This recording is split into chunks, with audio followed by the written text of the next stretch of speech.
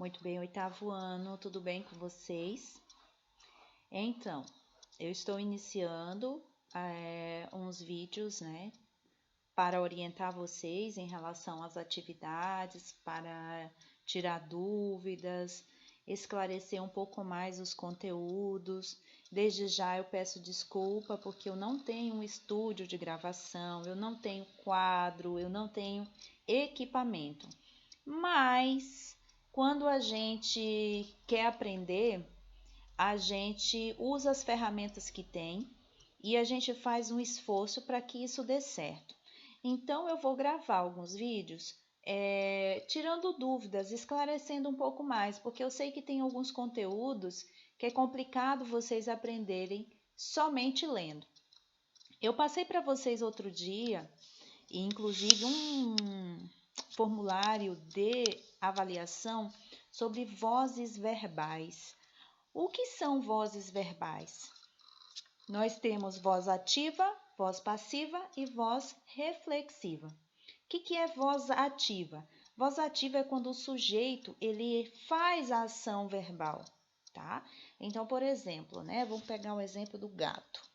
Vem cá, vou pegar um exemplo vivo para vocês. Isso é a Fiona, né? Fiona bebeu o leite, né, Fiona? Você bebeu todo o leite. Então, a Fiona, ela é o quê? Ela é o sujeito da ação.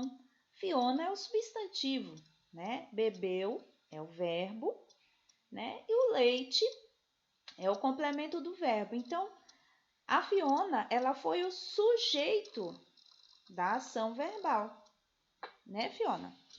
Mas eu tenho a voz passiva. A voz passiva ocorre um fenômeno diferente. Por quê? Porque o sujeito ele sofre a ação.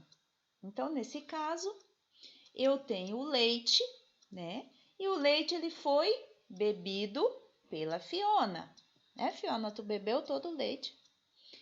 Né? O leite foi bebido pela Fiona. Então, eu tenho o leite, que no exemplo anterior era o complemento do verbo, ele passa a ser sujeito. E nesse caso, ele é um sujeito paciente, porque ele foi bebido pela Fiona.